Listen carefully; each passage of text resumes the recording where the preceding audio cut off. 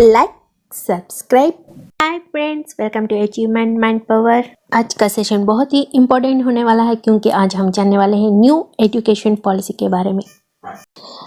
National education policy है क्या, new education policy है क्या जो 2020 में लाई गई है और जो पहले से आ रही है उन एजुकेशंस में, और इस बार जो 2021 में चेंज किया गया है इस पॉलिसी में क्या क्या चेंजेस है, सब हम यहाँ देखते हैं, जानते हैं और समझते हैं। तो चलिए शुरू करते हैं अपना सेशन। जिन्होंने अभी तक सब्सक्राइब नहीं किया सब्सक्राइब कर लीजिए, एक लाइक तो यहाँ पर बनती है। For the latest update press bell icon. 1968 में first educational policy Indira Gandhi द्वारा लाई गई थी। 1986 को दूसरी नेशनल एजुकेशन पॉलिसी लाई गई जो राजीव गांधी गवर्नमेंट द्वारा आई थी। 1992 को इसे मॉडिफाइड किया न्यू एजुकेशन पॉलिसी को पीवी नरसिम्हा राव गवर्नमेंट द्वारा। तो यहाँ पर इन्होंने जो चेंजेस लाए हैं वे भी हम देखते हैं। ये बहुत ही मोस्ट इम्पोर्टेंट टॉपिक्स है। आरटीआई एक्ट 2009 12 दिसंबर 2002 में बनी थी। ये कॉन्स्टिट्यूशन 8 एब्रेंट एक्ट 2002 अंडर आर्टिकल 21 में इसे लाया गया। 26 अगस्त 2002 में इसे लागू किया गया। 1 अप्रैल में सारे देश में इसे लागू किया गया एक्सेप्ट जम्मू एंड कश्मीर। इसकी देखरेख NCPCR यानी कि national council for protection of child के अंडर रही थी। 2009 आरटीआई 2009 का मुख्य उद्देश्य यही था, every child between the age of 6 to 14 years has to right to free and compulsory education. इसका मुख्य उद्देश्य यही था कि 6 से 14 वर्ष के उम्र के बच्चों को फ्री एंड कंपल्सरी एजुकेशन दिया जाए। इसी के रिलेटेड चेंजेस लाए गए हैं जो न्यू एजुकेशन पॉलिसी में बहुत ही बेहतरीन है, सभी को यूजफुल एंड बहुत ही इंटरेस्टेबल है, सभी के लिए बहुत अच्छा। न्यू एजुकेशन पॉलिसी में न्यू चेंजेस लाए गए हैं जो कि बहुत ही यूजफुल हैं and different type of policies के द्वारा हम यहाँ पर एजुकेशन को और बेहतरीन बना रहे हैं। तो चलिए देखते हैं। स्मृति ईरानी जो HRD मिनिस्टर 2005 के हैं, इन्होंने 2040 में बीजेपी मैनिफेस्टो में न्यू एजुकेशन पॉलिसी को के बारे में कहा था, मैनिफेस्टो में शामिल किया गया था। स्मृति ईरानी एंड TSR सुब्रमण्यन द्वारा जो 2014 बीजेपी मैनिफेस्टो में से न्यू एजुकेशन पॉलिसी को शामिल किया गया, इसकी एक कमेटी बनी गई जो रिपोर्ट किया गया 7 मई 2016 में इसे शामिल किया गया। कमेटी द्वारा यहाँ एक कमेटी फॉर्म करके इस पर विचार किया गया।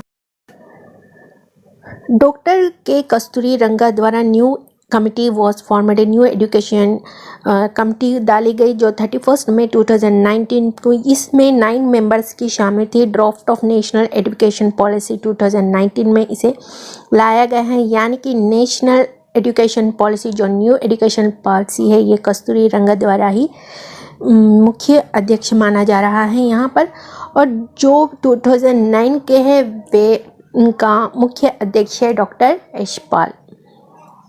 यशपाल कमेटी द्वारा जो कोटारी कमीशन थी उनके द्वारा 2009 में जो इम्प्लीमेंट की गई एजुकेशन पॉलिसी में, राइट एजुकेशन पॉलिसी में, वही पॉलिसी को इम्प्लीमेंट करके उसी में चेंजेस लाके अभी जो के कस्तूरी रंगा है इन्होंने न्यू एजुकेशन पॉलिसी को लाए हैं।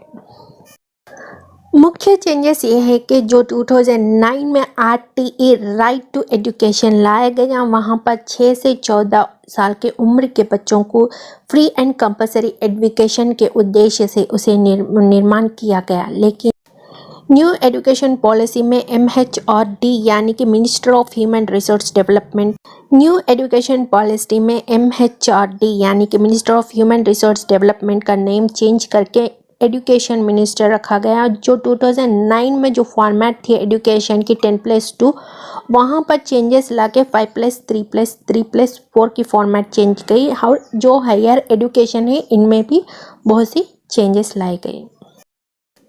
स्मृति ईरानी द्वारा जो मैनिफेस्टो बीजेपी में रखा गया वो उसका मुख्य उद्देश्य यानी कि वहाँ ऑब्जेक्टिव्स ये रहे, to improve the quality of education, education में क्वालिटी को बढ़ाया जाए। Addressing the gaps in implementation, जो गैप्स रहे हैं उन्हें इम्प्लीमेंट किया जाए। सेरेबिलिटी ऑफ एजुकेशन में क्रेडिबिलिटी लाया जाए। Universal of education achieving gold standard of education, जो 2009 का 20 का मुख्य उद्देश्य है वो यूनिवर्सल सभी के लिए एजुकेशन जो अचीविंग है वो global and standard of education को यूनिवर्सली अप्लाई किया जाए, इम्प्लीमेंट किया जाए। ये 2020 का मुख्य उद्देश्य रहा, ऑब्जेक्टिव रहा। मोस्ट इम्पॉर्टेंट चेंजेस जो आई है न्यू एजुकेशन पॉलिसी 2020 में HRD मिनिस्टर को यहाँ चेंज करके मिनिस्टर ऑफ एजुकेशन रखा गया। Next, GDP investment in education increase from 1.6% to 6% तक यहाँ इंक्रीज किया गया। GDP invest focusing in gross enrolment ratio it will be increase to 50% by 2035। Gross enrolment ratio को 2035 तक 50% इंक्रीज करने के लिए फोकस किया जा रहा है न्यू एजुकेशन पॉलिसी में। ये कुछ चेंजेस लाए हुए हैं, और भी चेंजेस है वे भी हम डिस्कस करते हैं। एकेडमिक स्ट्रक्चर को देख लेते हैं। जो पहले था एग्जिस्टिंग था, जो न्यू वाला एजुकेशन स्ट्रक्चर बना है, वे दोनों के बीच जो डिफरेंसेस है वे भी हम यहाँ पर देख लेते हैं।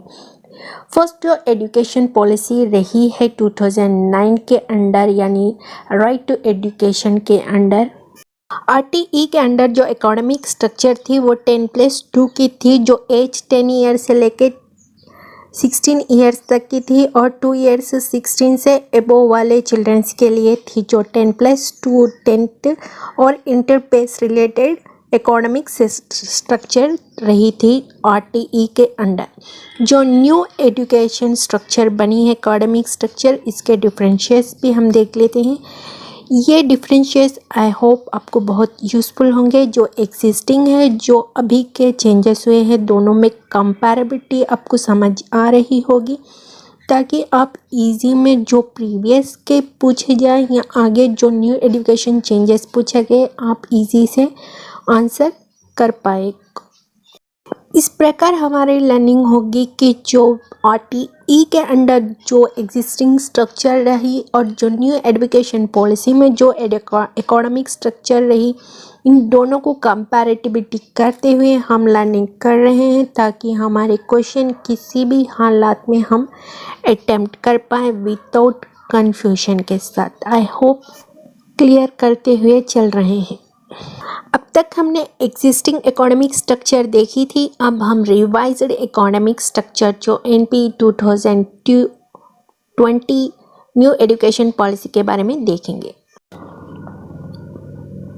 पेडागोगिकल सिस्टम यहाँ पर अप्लाई किया गया है एकेडमिक स्ट्रक्चर में। 5+3+3+4 एकेडमिक स्ट्रक्चर होगी, जो 5 ईयर्स होंगे क्लास 1 to 2 तक, जो एज है 3 to 6 years and age 6 to 8 years में डिवाइड किया गया है। ये फाउंडेशनल स्टेज होगी, जो बच्चे आंगनवाड़ी, प्री स्कूल, बालवाटिका जो इनके द्वारा शिक्षा ग्रहण करेंगे, प्राप्त करेंगे, और ये 3 ईयर से ही यहाँ पर शुरू हो जाता है न्यू एजुकेशन सिस्टम के हिसाब से। नेक्स्ट जो 3 ईयर्स के हैं, क्लास 3rd से लेके 5th क्लास तक है, एज 8 से लेके 11 ईयर्स तक, ये प्री ऑपरेटरी स्टेज कहलाती है। यहाँ पर बच्चे स्कूल में एडमिशन लेंगे और अपनी एजुकेशन को आगे तक ले जाएंगे। नेक्स्ट है 3 ईयर्स, क्लास 6 से लेकर 8 ईयर्स तक है, एज 11 to 14 ईयर्स के बीच रहे, ये मिडिल स्टेज की होगी। 4 ईयर्स की जो है 9 क्लास से 12 क्लास तक रहेगी, एज 14 to 18 ईयर्स रहेगी, सेकेंडरी हायर एजुकेशन के अंडर आएगी। ये सभी ईयर्स न्यू एग्जिस्टिंग जो न्यू एजुकेशन पॉलिसीज के एकेडमिक स्ट्रक्चर के अनुसार यहाँ पर एजेस, क्लासेस और उनके बेसिस ऑफ एजुकेशन कैसे रहेगी, यह सभी पर विचार और विमर्श करके न्यू एजुकेशन को इम्प्लीमेंट किया गया है। नेक्स्ट हम जानेंगे चेंजेस इन स्कूल एजुकेशन में। स्कूल एजुकेशन में कौन से चेंजेस लाए गए। एकेडमिक स्ट्रक्चर तो हमने देख ली, अभी एजुकेशन जो स्कूल में सीमित है उनमें कौन से चेंजेस लाए गए according to NP new education policy के अंडर। Student to learn coding from 6th class, 6th class से ही कोडिंग बच्चे को सीखा जाए। ये एडॉप्टिंग यहाँ से लिया गया है, चाइना से ये अडॉप्ट किया गया है। ये सिस्टम चाइना में चल रही है, जो कि बहुत अच्छा रिजल्ट आ रहा है, इसलिए यहाँ पर भी इम्प्लीमेंट कर रहे हैं। स्कूल एजुकेशन में 6th क्लास से कोडिंग को भी सिखाया जाए। नेक्स्ट है mother tongue to be medium of instruction till 5th grade adopt local language. जो मदर टंग से इन्हें 5th क्लास तक इन जो भी इंस्ट्रक्शंस हो गए वो उनके मदर टंग में दिया जाएगा। ये यूरोप से लिया गया है, ये सिस्टम यहाँ पर न्यू एजुकेशन में इम्प्लीमेंट किया गया। Report card will be comprehensive based on skill capabilities. Report card इनके ग्रेडिंग के हिसाब से नहीं होगी, उनके स्किल्स जो भी लर्न कर रहा है बच्चा, जो भी स्कूल से जब बाहर जाएगा उसकी कोई ना कोई एक स्किल में वो डेवलप हो जाएगा, उसकी स्किल एंड उसकी कैपेबिलिटी के अनुसार ग्रेडिंग दी जाएगी। 360 डिग्रीज प्रोग्रेस कार्ड होगी, जो वहाँ पर एकेडमिक, प्रैक्टिकल, को करिकुलर इन तीनों को शामिल किया जाएगा। जब बच्चा स्कूल से आउटसाइड जाएगा तब पूरी एजुकेशन कंप्लीट करके जाएगा, उसमें कोई एक स्किल तो वो डेवलप करके ही जाएगा। जो एक स्किल जो भी उसके इंटरेस्टिंग है वो स्किल को वो डेवलप करके जाएगा और उसमें उसका को करिकुलर भी हो सकता है, शामिल हो सकता है। Next changes in higher education. अभी तक हमने स्कूल एजुकेशन का देखा था, अब चेंजेस इन हायर एजुकेशन में कौन से चेंजेस आए गए हैं according to new education policy देखते हैं। Single regulator for higher education, single एक वे में है रेगुलेट किया जाएगा हायर एजुकेशन को, एक्सक्लूडिंग मेडिकल एंड लीगल। जो मेडिकल भी होगा वहाँ पर और लीगल भी एक्सक्लूड किया जाएगा। पीएच टू बी डिसकंटिन्यूड, अगर पीएच डिसकंटिन्यूड करें, अगर आप दूसरा सब्जेक्ट में इंटर हो आप वहाँ से भी इस ईयर का एकेडमिक ईयर चलेगा। फ्लेक्सिबिलिटी ऑफ सब्जेक्ट्स में फ्लेक्सिबिलिटी लाया जाए। Public investment in education to reach 6% of GDP at the earliest. Public जो इन्वेस्ट कर रही है इन एजुकेशन के प्रति वो भी इंक्रीज किया जाए 6% जीडीपी के साथ वहाँ पर रीच हो पाए। ये हायर एजुकेशन के कुछ चेंजेस लाए हुए। और भी चेंजेस है हायर एजुकेशन, वे भी देख लेते हैं। होलिस्टिक अंडर ग्रेजुएट प्रोग्राम्स के अंडर फ्लेक्सिबल करिकुलम रहे और वोकेशनल सब्जेक्ट्स रहें, जो भी इंटरडिसिप्लिनरी कॉम्बिनेशन ऑफ सब्जेक्ट, किसी को एक कॉम्बिनेशन नहीं, जो उसके इंटरेस्ट होगा बच्चे के उसी इंटरेस्ट के अनुसार वो सब्जेक्ट चूज़ करेगा, ना कि किसी के कोर्स के हिसाब से। अगर उसे कोई एक कोर्स पसंद है, एक सब्जेक्ट पसंद है, उसके अनुसार ही उसकी शिक्षा आगे चलेगी। इंटरेस्ट के अनुसार सब्जेक्ट की सिलेक्शन होगी। ये मोस्ट इम्पॉर्टेंट चेंज लाया गया है न्यू एजुकेशन पॉलिसी में। उसे कोई एक सब्जेक्ट के प्रति फोकस ना किया जाए, जो उसे इंटरेस्ट होगी वही वो आगे तक अपनी इंटरेस्ट को ले जा सकता है। अगर वो उसे एजुकेशन में, अगर ग्रेजुएशन में उसे वो सब्जेक्ट पसंद नहीं आया तो वो चेंज भी कर सकता है education. Interesting education combination of subject वो चूज़ कर सकता है। नेक्स्ट है लैंग्वेजेस में जो है वो संस्कृत को शामिल किया जाएगा। Other classical language plus literature को भी यहाँ पर उसे शामिल किया जाएगा अंडर 2000 न्यू एजुकेशन पॉलिसी के अंडर। हायर एजुकेशन कल्चर को बढ़ाने के लिए मल्टीडिसिप्लिनरी एजुकेशन रिसर्च यूनिवर्सिटी यानी मेरू बनाया जाएगा। Higher education commission of India HECL higher education के लिए एक सोल बॉडी और हाई इम्पोर्टेंस दिया जाएगा, exclude medical and legal education को एक्सक्लूड करते हुए। नेक्स्ट चेंजेस फॉर टीचर्स के लिए क्या चेंजेस लाए गए हैं अंडर न्यू एजुकेशन पॉलिसी के अंदर, वो भी देख लेते हैं। अब इतने चेंजेस आ ही गए हैं तो न्यू एजुकेशन पॉलिसी में टीचर के फ्रेमवर्क में भी बहुत चेंजेस लानी ज़रूरी थी। NCERT द्वारा नेशनल करिकुलम फ्रेमवर्क में भी टीचर एजुकेशन में कुछ चेंजेस लाए गए। NCFTE 2021 के अंडर बहुत से चेंजेस लाए गए ताकि टीचर्स के करिकुलम में भी चेंजेस आए, टीचर के एजुकेशन में भी चेंजेस लाए गए। यहाँ पर जो 2030 के चलते यहाँ पर minimum degree qualification 4 year integrated course कर दिया गया, और बीएड के साथ। यहाँ पर टीचर में जो क्वालिटी है, एजुकेशन क्वालिटी को भी बढ़ाया गया है। There will be no difference between private and government education. Education के प्रति जो प्राइवेट स्कूल्स है, जो गवर्नमेंट स्कूल्स है, जो भी गवर्नमेंट रिलेटेड बॉडीज है, जो प्राइवेट है, इनमें दोनों में इक्वल एजुकेशन इस्टेब्लिश किया जाए।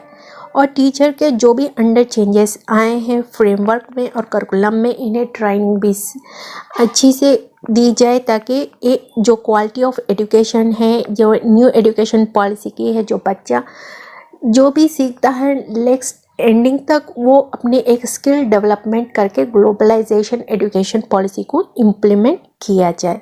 यही है नेशनल न्यू एजुकेशन पॉलिसी के अंदर जो भी चेंजेस लाए गए हैं school, higher education and teachers के बीच, ये सभी हमने डिस्कस कर लिया है। आई होप आपको सेशन अच्छे से समझ आ गया होगा। अगर समझ आ गया हो तो एक लाइक यहाँ पर बनती है और सब्सक्राइब कर लीजिए, ऐसे ही न्यू लेटेस्ट अपडेट आप तक पहुँचते रहे।